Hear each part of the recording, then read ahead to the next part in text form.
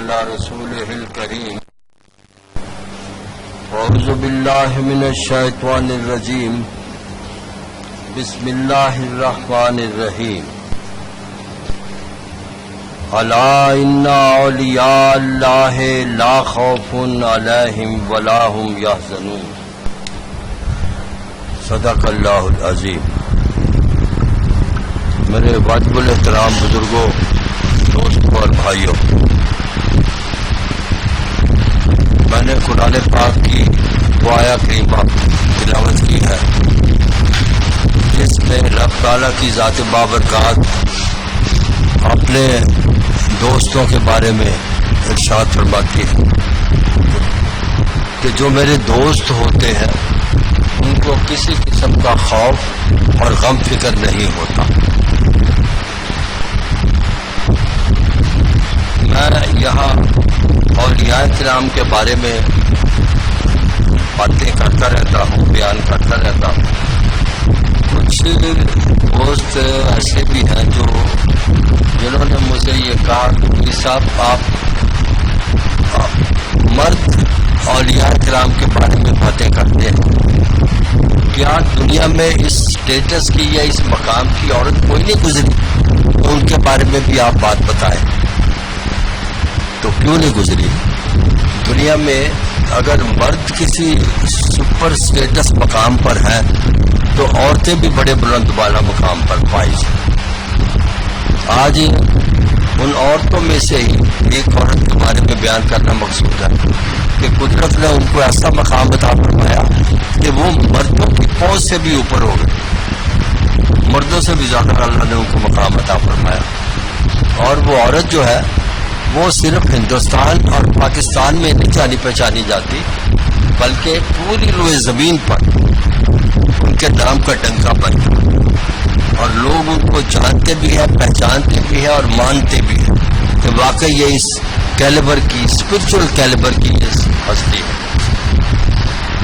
تو آج اس شخصیت کا، اس ہستی کا نام بیان کرنا مقصود ہے جن کو رابعہ بصری کہتے ہیں۔ رابعہ بصری، یہ دو لفظ ہے، رابعہ اور بصری۔ یہ رابعہ ان کا نام تھا اور بصری بصرہ کی رہنے والی تھی، وہ بصرے کی رہنے والی تھی۔ رابعہ ان کا نام، تو ان کا نام رابعہ کیوں رکھا گیا؟ ان کا نام رابعہ اس لیے رکھا گیا کہ ان سے بڑی 3 بہنیں تھیں، رابعہ بصری سے بڑی 3 بہنیں تھیں۔ تو جب یہ چوتھی بہن پیدا ہوئی تو ان کے والدین نے ربع ہوتا ہے نا، ربع میں چوتھائی، تو یہ ان کو رابعہ کے نام سے پکارنا شروع کیا کہ چوتھی بیٹی ہے ہماری، اس لیے یہ رابعہ کے نام سے مشہور ہوئی۔ اور بصرے کی رہنے والی ہے لہذا رابعہ بصری کہلواتی ہے۔ اب یہ ہمارے اولیاء کرام، اسپرچل لائن کی ہستیاں یا بزرگان دین جو ہے وہ فرماتے ہیں کہ پوری روئے زمین پر جب سے یہ دنیا قائم ہوئی ہے اور قیامت تک صرف اور صرف جیسے اولیاء کرام آتے ہیں، غوث الوقت آتے ہیں، مجدد آتے ہیں، اس قسم کی شخصیتیں آتی ہیں، لیکن یہ جو شخصیت ایسی ہے عورت کی، یہ اس کا ذکر کر رہا ہوں کہ یہ دنیا میں آدھی عورت ہے۔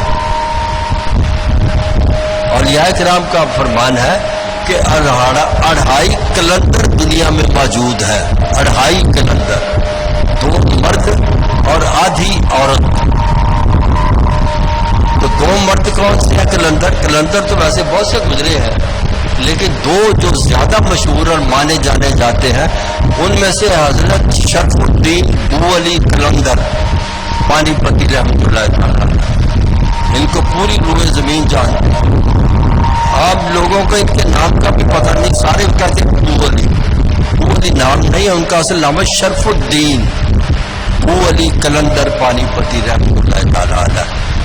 اور دوسرے کلندر جو دنیا میں ہے ان کا اس میں حضرت لال شہباز کلندر رحمۃ اللہ تعالیٰ علیہ حیدرآباد سندھ والے، اور آدھی کلندر عورت کا نصف مقام، آدھی کلندر عورت جن کا نام رابعہ بصری.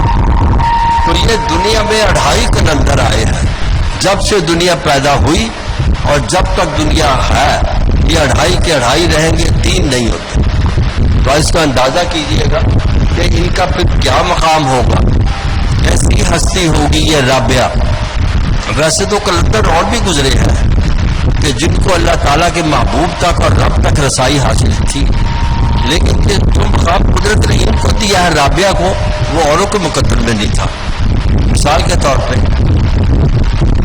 ایک بغداد شریف میں ہستی گزری ہے جن کا اس میں گرامی حضرت شرف الدین بوصیری رحمۃ اللہ تعالیٰ علیہ. شرف الدین بوصیری، تو شرف الدین بوصیری دیکھیے، یہ اولیاء کرام یا اللہ کی بزرگ شخصیتیں جو ہوتی ہے، یہ بھی تو آخر انسان ہی ہے نا، یہ کوئی فرشتے تو نہیں نا. تو انسان ہونے کے ناطے سے یہ بھی بیمار ہوتے ہیں، یہ ان کو بھی تکلیفیں آتی ہیں، انسان جو ہوئے.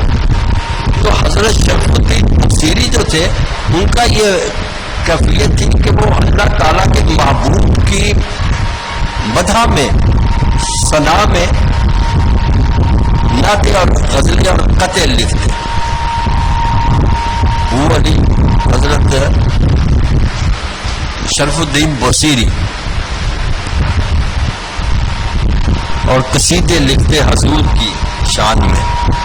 تو جب موقع ایسا ہوا کہ قدرت کی طرف سے ان پر فالج کا اٹیک ہو گیا. حضرت شرف الدین بوصیری رحمۃ اللہ علیہ پر انسان ہونے کے ناطے سے دائیں طرف ان کا ضائع ہو گیا.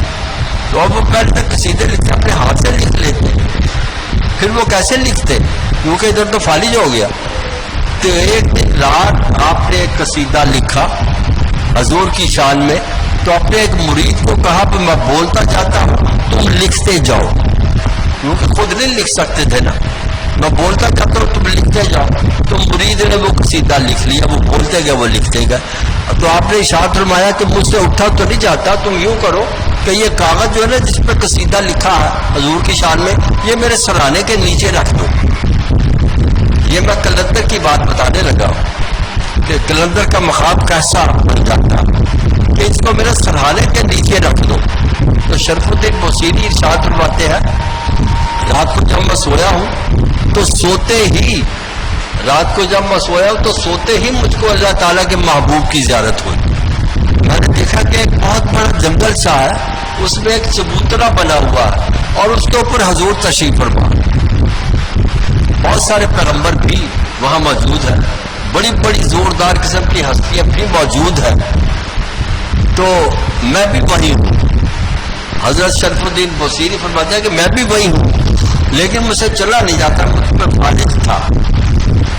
تو حضور نے خود ارشاد فرمایا، دیکھیے ان کا مقام، کہ حضور نے خود ارشاد فرمایا کہ شرف الدین، مجھے معلوم ہوا کہ تم میری شان میں کچھ قصیدے لکھتے ہو، کوئی سناؤ. حضور نے خود ارشاد فرمایا کہ مجھے سناؤ. عرض کیا کہ سرکار وہ تو میں نے بڑے قصیدے لکھے ہیں، بڑے قصیدے لکھے، کون سا قصیدہ سناؤ. تو حضور نے ارشاد فرمایا وہ قصیدہ رات کو جو تم نے اپنے مرید سے لکھوا کے اپنے سرحانے کے نیچے رکھا تھا، وہ قصیدہ سناؤ. آپ ارشاد فرماتے ہیں کہ میں نے جب فرمایا تو شرف الدین بوصیری نے وہ قصیدہ مجھے سنایا جو سرانے کے نیچے تھا. اب لوگ کہتے ہیں کہ حضور کو کیا پتا کہ کیا ہے. ارے اللہ کے بندو، یہ نہ کہا کرو کہ کیا پتا، یہ کہا کرو کہ کیا پتا نہیں. وہ اللہ کا محبوب ہے، کم پایا نہیں ہے. کوئی مزاج تھوڑا کہ اللہ اپنے محبوب کو بات ہی نہ بتائے. تو انہوں نے ارشاد فرمایا کہ جو سرانے کے نیچے رکھا وہ قصیدہ سنایا. تو حضرت شرف الدین بوصیری فرماتے ہیں کہ جب وہ قصیدہ حضور نے سنا بڑے خوش ہوئے اور اس چبوترے سے نیچے تشریف لائے، اور میں نے دیکھا، مجھے ارشاد فرمایا کہ شرف الدین کیا حال ہے تمہارا. حال پوچھا حضور نے، شرف الدین تمہارا کیا حال ہے. تو عرض کیا کہ سرکار میں مفلوج ہوں، میرا دائیں طرف فالج ہو گیا. آپ فرماتے ہیں کہ حضور نے فرمایا کہ فالج ہو گیا. جی ہاں. آپ نے نے اپنا دایاں دست مبارک حضور نے خواب میں ہی یہاں سے لے کے پاؤں تک پھیر دیا حضور نے، اور ارشاد فرمایا کہ شرف الدین اب تم اللہ کے نام سے تندرست ہو، اب واپس اپنے گھر جاؤ۔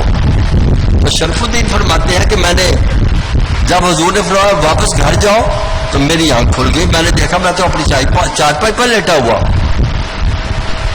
میں چارپائی پر اپنے پر ہی ہوں۔ تو فرماتے ہیں میں نے کہا حضور نے فرمایا تھا اب تم ٹھیک ہو، تمہارا یہ فالجہ ٹھیک ہو گیا؟ کہتے ہیں میں نے اپنے ٹانگ ہلائی، ٹانگ بھی ہل رہی تھی، بات بھی ہل رہا تھا، بالکل ٹھیک تھا، میں اب تندرست ہو گیا۔ تو کتنی مدت سے میں مسجد میں نماز پڑھنے نہیں گیا تھا فالج کی وجہ سے۔ تو فرماتے ہیں کہ میں نے یاد آیا مجھے کہ جب حضور نے مجھے فرمایا تھا، پوچھا تھا کہ کیا حال ہے تمہارا، جب حضور نے اپنا دست مبارک میرے جسم پر پھیرا تھا بائیں طرف دائیں طرف، تو حضور کے دوش مبارک پر کندھوں پر ایک یمن کی گرم چادر طے کر کے رکھی ہوئی تھی۔ دنیا میں سب سے قیمتی اور سب سے بہترین گرم چادریں جو ہوتی ہیں وہ یمن کی ہے، تو وہ طے کر کے حضور کے کندھے پہ تھی۔ حضرت شرف الدین فرماتے حضور نے اپنے کندھے سے وہ چادر اٹھائی اور میرے کندھے پہ رکھ، خواب میں میرے کندھے پہ رکھ۔ تو فرماتے ہیں جب میں نے ٹانگ ہلائی، ہلی، بازو ہل گیا، تو مجھے یاد آیا کہ حضور نے تو اپنی چادر مبارک جو تھی وہ میرے کندھے پہ رکھی تھی۔ تو کہتے میں نے یوں کرے ہاتھ لگایا، وہ چادر میرے کندھے کے اوپر موجود تھی، حضور کی طرف سے جو عنایت کرتا تھی وہ میرے کندھے پہ تھی۔ تو میں نے کہا اتنی دیر ہو گئی ہے میں مسجد گیا ہی نہیں نماز پڑھنے فالج کی وجہ سے، آج فجر کی نماز مسجد، میں کلندر کی بات بتانے لگا کہ آج فجر کی نماز مسجد میں چل کے پڑھتے۔ وضو کیا تو کہتے میرے خیال آیا کہ حضور کی عنایت کرتا جو گرم چادر ہے نا وہی میں اپنے اوپر لپیٹ لیتا ہوں، یہ تو تحفہ ہے کالی کمرے والے کا۔ میں نے وہ چادر لپیٹ لی، اور جب میں اپنے مکان سے باہر نکلا ہوں، تھڑے پر کھڑا ہوا ہوں، تو دور سے ایک ننگ دھڑنگ ملنگ آ رہا تھا، الف ننگا ملنگ، ننگ دھڑنگ ملنگ آ رہا تھا۔ فرماتے میں تھڑے پہ ڈوب گیا، میں نے کہا یہ گزر جائے تو پھر میں چلوں گا مسجد کی طرف۔ تو حضرت شرف الدین فرماتے ہیں کہ جب وہ ملنگ چلتا چلتا میرے قریب آیا تو کہنے لگا شرف الدین مجھے کوئی قصیدہ تو سناؤ۔ تو فرماتے ہیں میں نے کہا بڑے قصیدے میں نے لکھے، کون سا قصیدہ؟ اور وہ قصیدہ سناؤ جو رات کو اللہ تعالیٰ کے محبوب کی بارگاہ میں پیش کیا تھا۔ اور ننگا الف ننگا ننگ دھڑنگ ملنگ۔ تو فرماتے ہیں میں نے اس ملنگ کو کہا تجھے کیسے پتا؟ کہا کہ حضور کے ارد گرد جو بزرگ بیٹھے ہوئے تھے ان میں ایک میں بھی تو تھا، وہ ملنگ کہتا۔ تو فرماتے ہیں میں نے کہا کہ کمال ہے، وہاں تو سارے کپڑے پہنے ہوئے تھے، ننگا تو کوئی بھی نہیں تھا، تم وہاں کیسے پہنچ گئے؟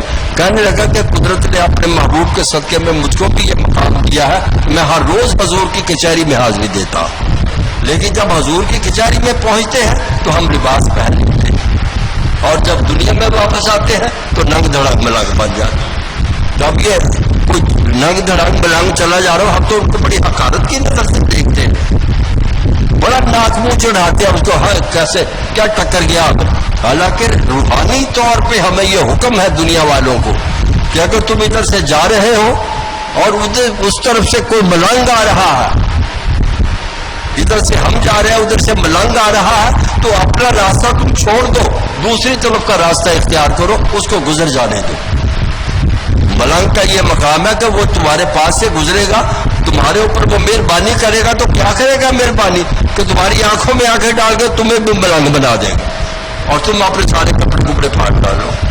اس وجہ کر کے روحانی طور پہ حکم یہ ہے کہ ادھر سے اگر کوئی ملنگ آ رہا ہے تو تم دوسری طرف سے گزر گئے۔ تو یہ ملنگوں کا تو بڑا مقام ہے، لیکن ہم ان کو بڑی کراہت کی نظر سے دیکھتے ہیں۔ تو ان ملنگوں میں سے ایک حضرت رابعہ بصری بھی کلندر ملنگ ہے، ان کا ذکر کرنا مقصود ہے کہ آپ دیکھیں ہم اپنے گھروں میں ملازمہ رکھتے ہیں نا، جو گھر کا کام کاج کرتی ہیں، برتن صاف کرتی ہیں، صفائیاں کرتی ہیں، تو حضرت رابعہ بصری بھی کسی کے گھر میں ملازمہ تھی۔ غور کریں کیسا مقام، اور کسی کے گھر میں ملازمہ، لوگوں کے کپڑے، گھروں کے کپڑے دھوتی تھی، صفائی کرتی تھی، ہڈیاں پکاتی تھی، سب کچھ کرتی تھی، لیکن مقام دیکھیے کیسا۔ ان کے بارے میں تو پڑھ کے حیران رہ گیا کہ مسلمانوں کو تو یہ مردوں میں مقام نہیں. کیا مقام؟ یہ جب رات کو ان کا مالک کہتا کہ اب تم رابعہ سو جاؤ تو یہ سوتی نہیں تھی، بلکہ ہر روز رات کو 1000 نفل ادا کرتی تھی رب کی بارگاہ میں. 1000 نفل، یہ مزاج تو نہیں نا. یہاں تو ہم 4 نفل پڑھ لیں تو بڑے ٹور دکھاتے ہیں آپ نے، اور یہ بزرگ عورت ہے 1000 نفل روز کا پڑھتی تھی. تو اندازہ کیجئے کہ کیا مقام ہوگا. تو ایک دن ان کے مالک نے ان کو کہا کہ جاؤ رابعہ بی بی اب سو جاؤ. تو وہ مالک بھی سو گیا. تو مالک کہتا ہے کہ رات گئے پتہ نہیں کیوں میری ناک کھل گئی. اس وقت یہ بجلیاں گمکے میں تو نہیں تھے نا، مشعلیں جلتی تھی اور رات کو وہ سوتے وقت بجھا دیتے تھے. تو مشعلیں بجھا دی، رب گھر میں اندھیرا تھا. تو وہ مالک کہتا ہے کہ جب میں اپنے کمرے سے باہر نکلا تو دیکھا میں نے رابعہ کی کوٹھڑی جو تھی نا اس میں یوں تھا جیسے گیس چل رہے ہیں. میں جب گیا تو دروازے کی دراڑ میں سے میں نے دیکھا کہ رابعہ جو ہے وہ ادھر سجدے میں گئی ہوئی ہے اور وہاں بجلی کوئی نہیں، لیکن اس کا جو حجرہ تھا وہ بکا نور بنا ہوا تھا، ہر چیز نور میں ڈھلی ہوئی. تو اس وقت رابعہ سجدے میں تھی. تو وہ اللہ تعالیٰ کی بارگاہ میں یہ عرض کر رہی تھی. وہ الفاظ میں آپ کو بتاتا ہوں جو اس وقت اللہ تعالیٰ کی بارگاہ میں عرض کر رہی تھی. رابعہ عرض کر رہی تھی کہ یا الہی، سجدے میں، یا الہی اگر میں دوسروں کی غلامی میں نہ ہوتی، اگر میں دوسروں کی غلامی میں نہ ہوتی تو ایک لمحے کے لیے بھی آپ کی عبادت سے الگ نہ ہوتی. تو نے مجھے مخلوق کے قبضے میں دے رکھا ہے، تو نے مجھے مخلوق کے قبضے میں دے رکھا ہے، اس لیے حاضر ہونے میں ذرا دیر ہو جاتی ہے، مجھ کو معاف کر دو. یہ وہ سجدے میں حضرت رابعہ بصری اللہ تعالیٰ کو عرض کر رہی. تو اندازہ کیجیے گا ان کا مقام پھر کیا ہوگا، کس طرح کی کیفیت ہو. بتانا یہ مقصود ہے کہ یہ عورتیں جو ہے یہ چھوٹی موٹی بات تو نہیں، قدرت نے ان کو بڑا بلند و بالا مقام دیا. ایک دفعہ انہوں نے اعلان فرمایا کہ بڑا جی چاہتا ہے کہ حج کرنے چلے. تو حج کرنے کو کس کا جی نہیں چاہتا؟ عمرہ کرتے ہیں لوگ، حج کرتے ہیں، سارے جاتے ہیں، تو کوئی گناہ تھوڑا، جانا چاہیے. لیکن اصل بات یہ ہے کہ جانا چاہیے اس کو جس کو بلاوا آ جائے. کیونکہ اگر دیکھا میں نے بھی اتنی عمر تک کہ لوگ لاکھوں پتی ہیں، کروڑوں پتی ہیں، لیکن ایک دفعہ بھی حج اور عمرے کی سعادت سے وہ باریاب نہیں ہوئے. تو اس کا مقصد یہ نہیں کہ جس کے پاس پیسہ ہے وہی جاتا ہے، نہ، مال و زر کی بات نہیں ہے، یہ تو کرم کی باتیں ہیں. مال و زر کی بات نہیں ہے، یہ تو کرم کی باتیں ہیں. جس کو چاہا در پہ بلایا میرے کملی والے نے، سیدھی بات. تو جو بلاتا ہے وہ اس کا ذریعہ بلانے کا خود بخود ہی پیدا کرتا ہے. یہ تو نہیں ہو سکتا میں کہ کوئی بلائے کہ آؤ میرے پاس آؤ، وہ تو اپنے پلے سے خرچ کر کے آؤ. میں بلایا تو خود وہ حضور خود ہی سارا سلسلہ جو ہوتا ہے انسان کا وہ مہیا فرما دیتے ہیں. تو انہوں نے بھی اعلان کیا کہ حج پہ جانا ہے. تو قافلہ اکٹھا ہو گیا. تو آپ نے فرمایا کہ میرے لوگوں سے پوچھا تمہارے پاس کوئی سواریاں ہیں اپنی؟ ہاں جی سواریاں ہیں، اونٹ ہے اس پہ 2 بیٹھ جائیں گے، گدھے ہے اس پہ 1 بیٹھ جائے گا، خچر ہے اس پہ 2 بیٹھ جائے گا. تو آپ نے ساتھ فرمایا کہ میری سواری کا فکر نہ کرو، میرے پاس بھی گدھا ہے، میں بھی گدھے پہ بیٹھ کے تو حج کرنے جاؤں. سارے آپ اپنے اپنی سواریوں پہ بیٹھے ہوئے. حضرت رابعہ بصری بھی جا رہی ہیں کہ جب جنگل کا راستہ آیا تو گدھا فوت ہو گیا، گدھا مر گیا. اب یہ کس پہ سوار ہو؟ لوگ کہتے سب کہتے تھے کہ جناب ہماری سواری پہ آ جاؤ. مرنا آنا نہیں. انہوں نے ارشاد فرمایا قافلے والوں سے کہ تم سارے چلے جاؤ، حج کر آؤ، تم سارے چلے جاؤ، اگر اللہ کو منظور ہوا تو میں بھی پہنچ جاؤں گی. سارے قافلے والے چلے گئے. تو انہوں نے دیکھیے، انہوں نے مقام دیکھیے، اس عورت کا مقام دیکھیے گا جس کو ہم کہتے ہیں کہ عورت کا کوئی مقام ہی نہیں ہوتا. اللہ کے بندوں عورت کا مقام کیوں نہیں ہے؟ انہوں نے کیا کیا کہ جب سارے لوگ چلے گئے، گدھا مرا پڑا ہے اور اس کے قریب ہی دائیں طرف ہو کے اللہ تعالیٰ کی بارگاہ میں سجدہ کر دیا۔ اور سجدے میں کیا کہا، غور کریں، سجدے میں عرض کیا کہ اے شاہ، شاہوں کے شاہ، اے شاہ، ایک غریب اور عاجز عورت کے ساتھ شاہ ایسا ہی کرتے ہیں کہ مجھے حج کے لیے بلایا اور میرا گدھا مار دیا۔ یا اللہ، عورت، میں عورت ہوں، یہ شاہ ایسا کرتے ہیں؟ تو حضرت رابعہ بصری ارشاد فرماتے ہیں کہ میں نے یہ بات کیا، سر اٹھایا تو میں نے دیکھا میرے گدھے میں حرکت ہوئی اور وہ اٹھ کے کھڑا ہو گیا۔ میں نے اپنا سامان گدھے کے اوپر رکھا اور اتنا تیزی سے چلا کہ وہ قافلے والوں کے ساتھ جا کے مل گیا۔ اب عام بندہ یا عام عورت کیسے گدھے کو زندہ کر دے؟ نہیں ہوتا سلسلہ، لیکن یہ اپنے اپنے مقام کی بات ہوتی ہے کہ اللہ تعالیٰ کا کرم ہو جاتا۔ آپ کی خدمت میں چونکہ کلندر تھی، بہت اللہ کی برگزیدہ شخصیت تھی، تو کچھ علماء کرام جن کی تعداد لکھا 9 علماء کرام آپ کی بارگاہ میں حاضر ہوئے، تو مسئلہ مسائل کو پوچھیں گے۔ تو جب دوپہر کا وقت ہوا تو آپ نے ارشاد فرمایا علماء کرام سے، میاں کچھ کھا کے آئے ہو، روٹی پانی؟ نہیں جی، بھوکے ہی ہیں، 9 کے 9 کچھ نہیں کھا کے آئے۔ آپ نے اسی وقت اپنی کام کرنے والی کو بلایا جو گھر میں کام کرتی تھی کہ بی بی گھر میں کچھ موجود ہے؟ انہوں نے کہا جی 2 روٹیاں ہیں آپ کے لیے پڑی ہوئی، 2 روٹیاں آپ کے لیے پڑی ہوئی۔ آپ نے فرمایا لاؤ 2 روٹیاں دے دو۔ 2 روٹیاں رابعہ نے پکڑ کے پھر اپنے ملازمہ کو کہا کہ یہ 2 روٹیاں جو ہے نا، یہ اللہ کے نام پہ کسی کو دے دو، اللہ کے نام پہ کسی کو دے دو۔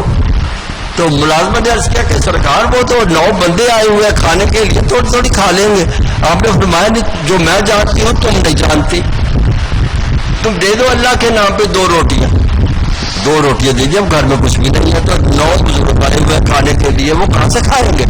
کہ اتنے میں ایک عورت سر پر چھاپا روٹیوں کا اور سالن لے کے آئی کہ سرکار یہ فلاں نے آپ کے لیے بھیجا۔ آپ نے فرمایا کہ اس کو یہاں رکھو اور روٹیاں گنو کتنی ہے۔ اس عورت نے جب روٹیاں گنی کہا لگی یہ 18۔ آپ نے فرمایا میری نہیں ہے، لے جاؤ۔ اور نہیں جی، انہوں نے کہا تو رابعہ بصری کو دو۔ ارشاد فرمایا کہ میں نے تو 2 روٹیاں اللہ کے نام پہ دی تو جائے دنیا اور 70 آخرت۔ دنیا میں 1 روٹی کی مجھ کو 10 ملنی تھی، 2 روٹیوں کی 20، تو یہ 18 کیوں آ گئے؟ یہ توکل دیکھیے کیسا، 2 جو دی تھی تو 20 ملنی تھی، یہ 18 کیسے آ گئی؟ لے جاؤ اس کو۔ وہ عورت کہنے لگی کہ میرا بچہ بھی بھوکا تھا، میں نے یہ 2 روٹیاں اپنی جیب میں رکھ لی تھی کہ بچوں کو دے دوں گی میں۔ رابعہ بصری نے ارشاد فرمایا کہ پھر اب تم یوں کرو کہ یہی 2 روٹیاں مجھے دے دو اور 18 روٹیاں لے جاؤ بچوں کو کھلا۔ ملازمہ نے پھر عرض کیا کہ جناب یہ کیا بات ہو کہ پھر 2 ہی رہ گئی؟ فرمایا یہ تو میں کاروبار کر رہی ہوں نا رب سے۔ اس کے محبوب نے کہا جو ہے دے دنیا 70 آخرت، دنیا میں 10 گنا، آخرت میں 70 گنا۔ یہ 2 روٹیاں جو رہ گئی یہ پھر اللہ کے نام پہ دے، پھر اللہ کے نام پہ دے دی۔ کوئی بندہ ہے وہ کہنے لگا یہ 20 روٹیاں جناب اور سالن ہے۔ تو آپ نے ارشاد فرمایا کہ دیکھو لوگوں، ایک عورت توقع کر سکتی ہے رب پر، تو تم نہیں کرتے، کیا بات ہے، وجہ کیا ہے آخر؟ لیکن آخر یہ ان کا مقام تھا۔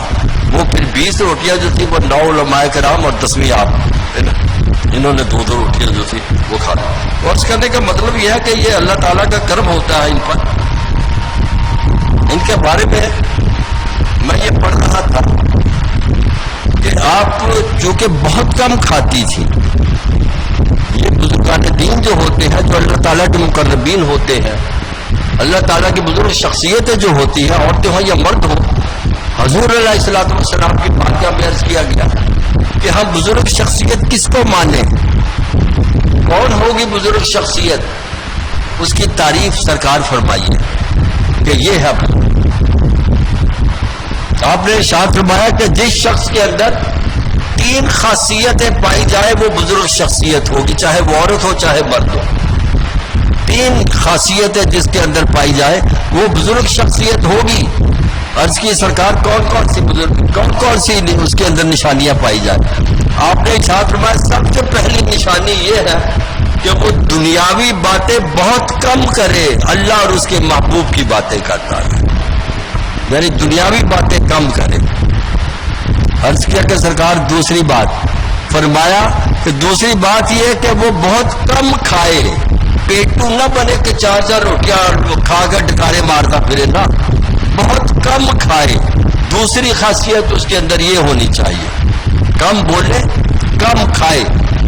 حضور کو کہ سرکار تیسری خاصیت کیا ہونی چاہیے؟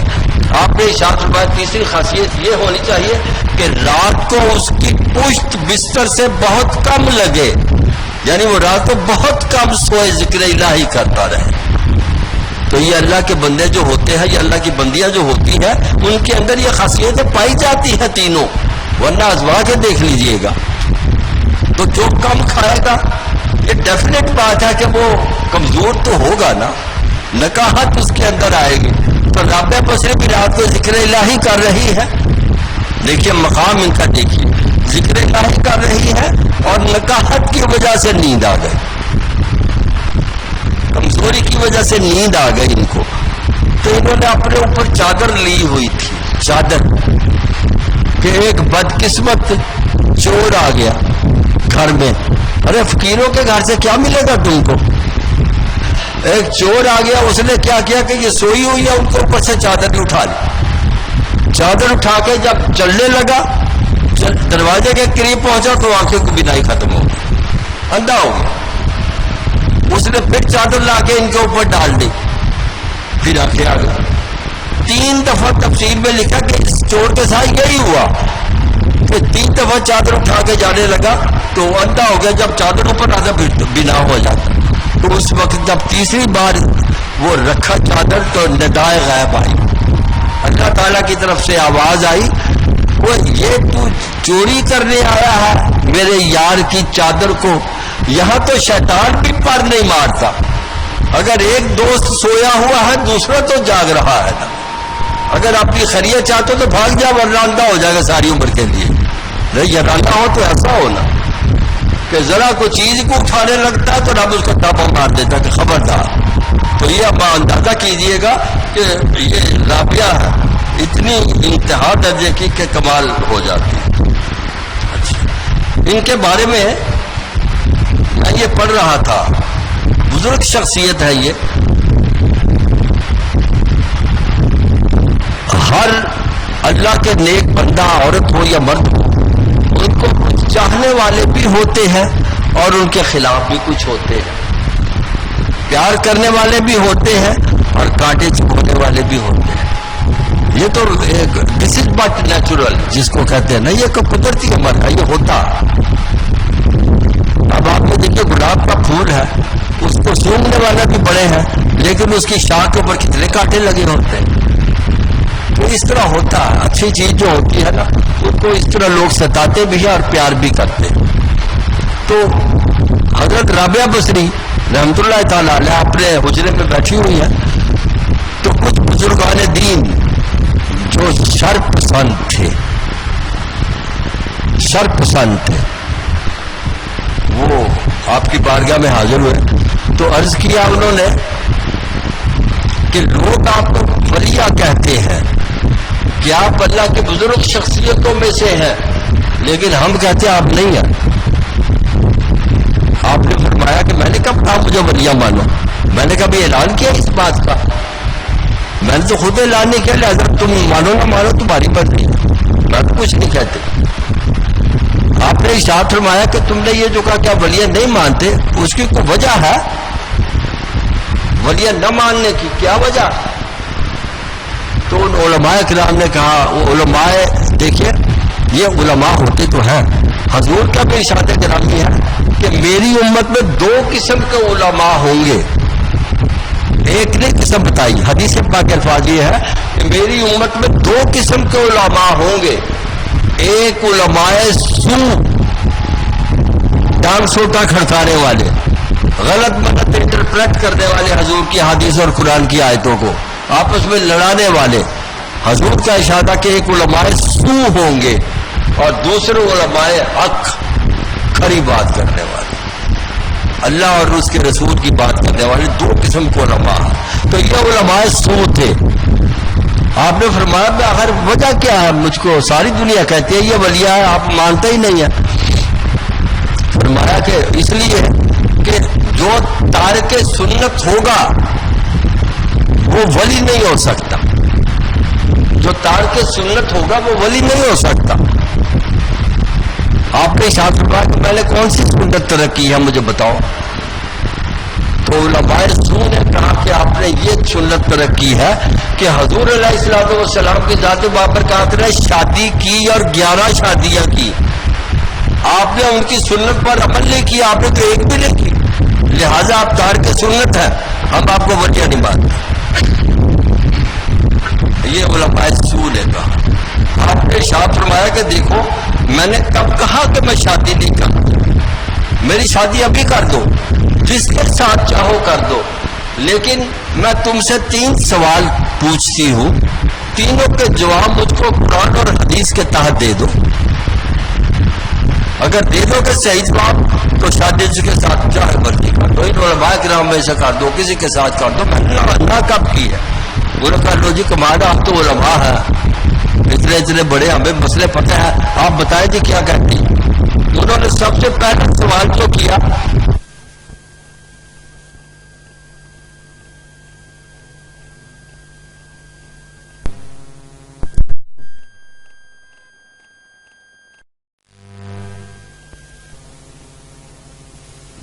جب میری فوتگی ہوگی، جب میں مروں گی تو ایمان کے ساتھ مروں گی کہ نہیں؟ اب کسی کو کیا پتا، کسی کو تو اپنے بارے میں نہیں پتا کہ ہم نے ایمان کے ساتھ ہمارے مرنا کہ نہیں مرنا. تو علماء کرام نے کہا جناب ہمیں تو اپنے بارے میں نہیں پتا ایمان کے ساتھ مرنا کہ نہیں مرنا، ہم آپ کے بارے میں کیا بتائیں. سوال کا جواب نہیں ہوتا. اور انہوں نے اچھا یہ بتائیے کہ دوسرا سوال کیا تھا. آپ نے ارشاد فرمایا کہ آخرت کے دن میرا نامہ اعمال میرے دائیں ہاتھ میں دیا جائے گا کہ بائیں میں؟ رب فرماتا ہے کہ آخرت کے دن جس کا نامہ اعمال اس کے دائیں ہاتھ میں دیا جائے گا وہ جنت میں جائے گا، اور جس کے بائیں ہاتھ میں دیا جائے گا وہ دوزخ میں جائے گا. یہ رب کا فرمان. تو میرا نامہ اعمال میرے دائیں ہاتھ میں دیا جائے گا کہ بائیں میں؟ علماء کا لگتا ہمیں کیا پتا، ہمیں نہیں پتا دائیں میں آئے گا کہ بائیں میں. علماء نے کہا کہ تیسرا سوال کیجیے. آپ تیسرا سوال کیا؟ آپ نے ارشاد فرمایا مجھے یہ بتاؤ کہ میں جنت میں جاؤں گی کہ دوزخ میں جاؤں گی؟ علماء کا لگا ہمیں تو اپنے بارے میں نہیں پتا، آپ کے بارے میں کیا بتائے. تو آپ نے ارشاد فرمایا جس نے غریب اور ناتواں عورت پر اتنا بوجھ ہو، اسے یہ نہیں پتا کہ میں نے ایمان کے ساتھ مرنا کہ نہیں مرنا، اس کو یہ نہیں پتا کہ میرا نامہ اعمال میں دائیں ہاتھ میں ہوگا کہ بائیں ہاتھ میں ہوگا، جس کو یہ نہیں پتا کہ میں جنت میں جاؤں گی اور کہ دوزخ میں جاؤں گی. پہلے میں ان کاموں سے نپٹ لوں کہ پہلے میں شادی کے چانے بیٹھ جاؤں. علماء کرام عرض کرتے ہیں کہ جی ہم ہار گئے، آپ کھری آپ نے کھری بات کی.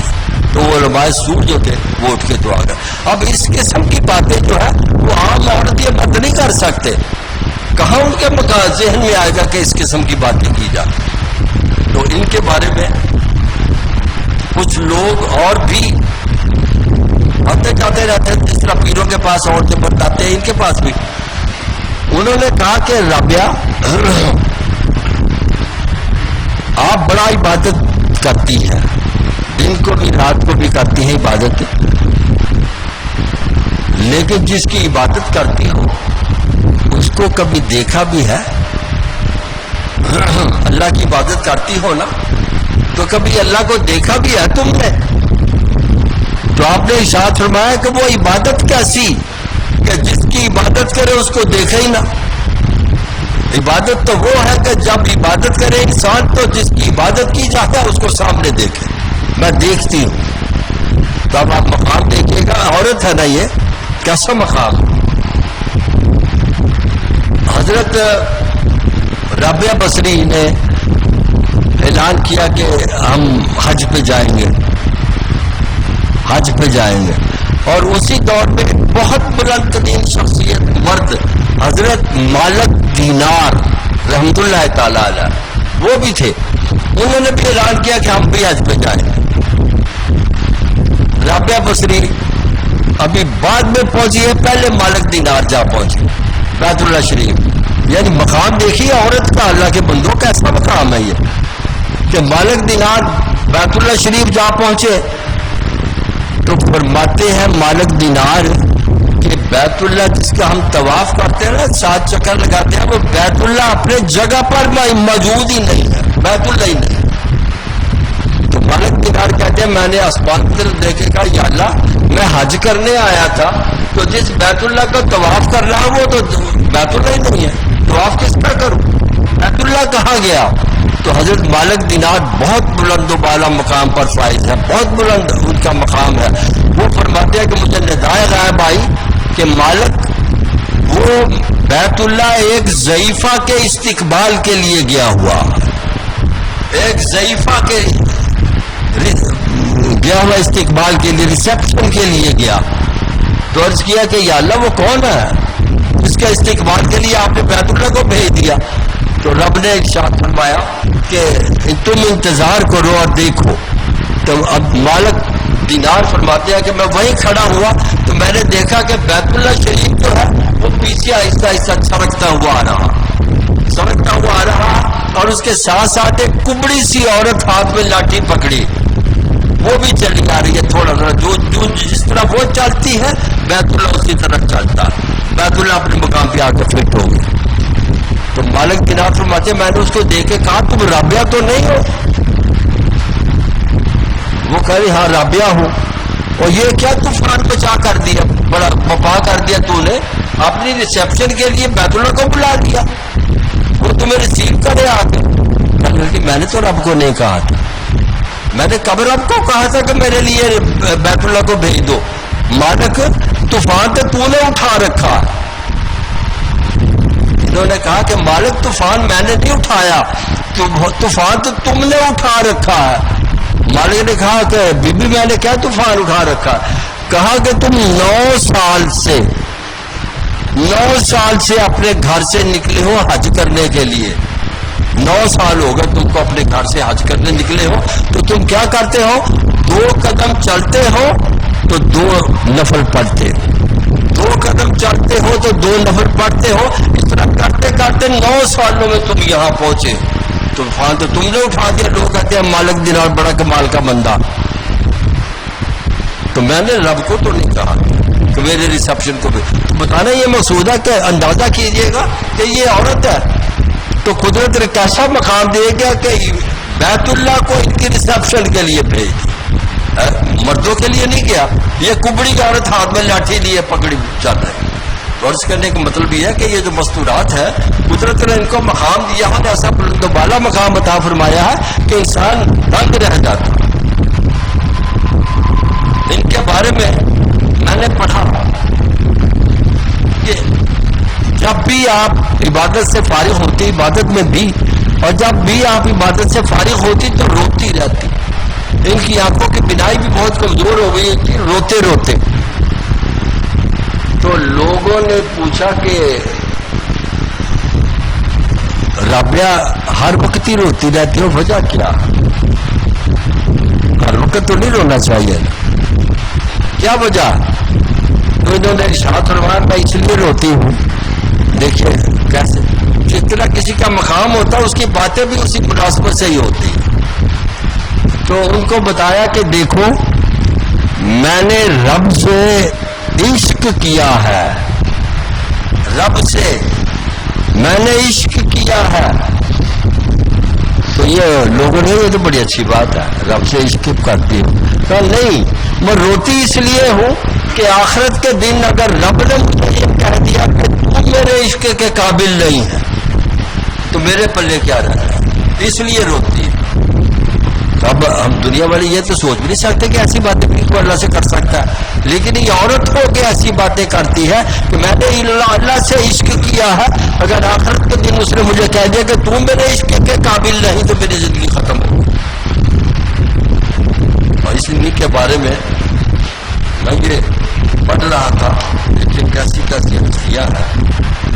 کچھ بزرگ آپ کی خدمت میں حاضر ہوئے تو عرض کیا کہ سرکار جو ہم اللہ اللہ کرتے ہیں نا، یہ جو ہم ذکر الہی کرتے ہیں، آپ بھی کرتی ہیں، ہم بھی کرتے ہیں. آپ نے ارشاد فرمایا کہ تم نمازیں پڑھتے ہو، عبادت کرتے ہو، ذکر کرتے ہو، اللہ اللہ کرتے رہتے ہو، کس ذہن کے تحت کرتے ہو؟ کیا مقصد ہے تمہارا اللہ اللہ کرنے کا، نماز پڑھنے کا، ذکر الہی کرنے کا، اللہ کا نام لینے کا کیا مقصد ہے؟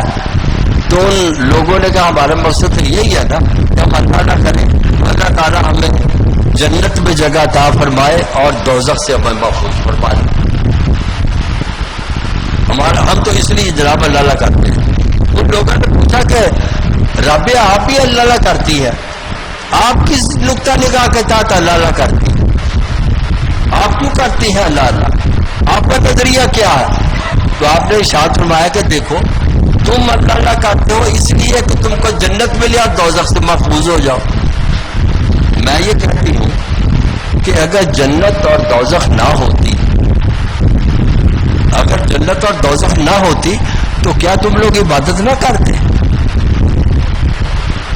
دیکھیے بات باریک سی ہے کہ اگر جنت اور دوزخ نہ ہوتی تو تم لوگ عبادت نہ کرتے. وہ چپ ہو رہے. انہوں نے کہا کہ پھر آپ جو عبادت کرتی ہیں آپ کس نقطہ نگاہ کے تحت کرتی ہیں؟ فرمایا کہ میں عبادت اس لیے نہیں کرتی کہ مجھ کو جنت یا دوزخ دے، جنت یا دوزخ کے لیے نہیں میں اللہ اللہ کرتی، عبادت نہیں میں کرتی. یہ تو مالکوں کی مرضی ہے نا، اگر چاہے تو مجھ کو جنت دے دے، چاہے تو دوزخ دے دے. تو پھر آپ اللہ اللہ کیوں کرتی ہیں؟ ارشاد فرمایا کہ یہ میرے لیے یہ کافی نہیں کہ رب نے یہ حکم دیا ہوا ہے کہ عبادت کرو. یہ مذاق نہیں نا، رب کا حکم ہے عبادت کرو، تو رب کے حکم کے تحت میں عبادت کرتی ہوں. میرے لیے جنت اور دوزخ کا کوئی مقام نہیں. اب یہ عورت ہے، اس لیے میں نے عرض کیا تھا نا کہ عورت کا مقام دیکھیے گا کہ ان پر قدرت نے کیسا. آپ ارشاد فرماتی ہیں کہ صبح میں اپنے وظائف سے جب فارغ ہوئی، وظائف سے فارغ ہوئی تو ذہن میں خیال آ گیا. دیکھیں انسان تو انسان ہی ہے نا. فرماتی ہے کہ بشری تقاضے کے تحت میرے ذہن میں یہ خیال آ گیا کہ اللہ مجھے جنت میں جگہ دے دے، اللہ مجھے جنت میں جگہ دے دے، دوزخ میں تو نہ جاؤں. فرماتی ہے میرے ذہن میں خیال آ گیا، اسی وقت ایک پلنے لگا کہ اللہ تعالیٰ کی طرف سے مجھ پر عذاب نازل ہو کہ تم کون ہو یہ کہنے والی کہ مجھ کو جنت ہو؟ تم تو میری دوست نہیں ہو. ہوں جی، تو پھر میری مرضی ہے جہاں میں تم کو بھیجوں، دوزخ میں بھیجوں، جنت میں بھیجوں. تم نے اپنی خواہش کا اظہار کاری دیا نا. تو عرض کرنے لگی کہ یا اللہ میں تو انسان بھی تو ہوں نا. رب نے فرمایا انسان تو ہو لیکن مقام تو اپنا پہچانو نا.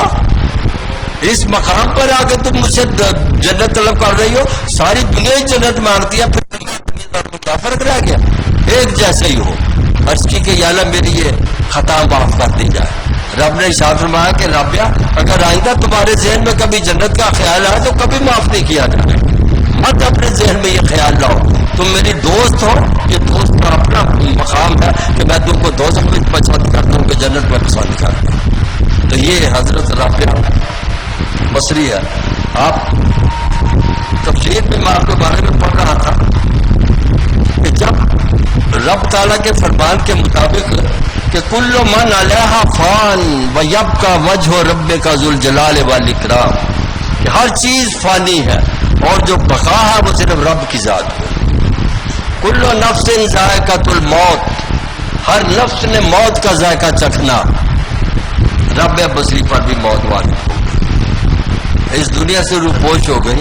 تو جب ان کو قبر میں دفنا دیا گیا تو رات کو کسی اللہ کے نیک بندے نے ان کو خواب میں دیکھا، ان کو خواب میں دیکھا تو پوچھا رابعہ آپ تو اللہ کے بڑے قریب تھی، اللہ کی دوست تھی، آپ بتاؤ اللہ نے تمہارے ساتھ سلوک کیا کیا بنا تمہارے ساتھ؟ اللہ نے تم کو دوزخ دی کہ بہشت دی؟ یہ خواب میں پوچھا. تو حضرت رابعہ بصری ارشاد فرماتی ہے جب مجھ کو قبر کے اندر رکھا گیا تو قبر میں فرشتے آتے ہیں نا، من ربوں کا، تیرا رب کون ہے؟ فرشتوں نے کہا رابعہ بتاؤ من ربوں کا، تیرا رب کون ہے؟ تو میں نے ان کو کہا مجھ سے آ کے رب کون ہے؟ ساری عمر رب کے لیے تڑپتی رہی ہو، ان کے یار بننے کے لیے تڑپتی رہی ہوں میں، اور مجھ سے پوچھو کہ رب کون ہے؟ رب سے جا کے پوچھو کہ یہ رابعہ تیری کیا لگتی ہے؟ مزہ ہے نا بات کا، یہ عام بندہ بات ایسی نہیں کر سکتا۔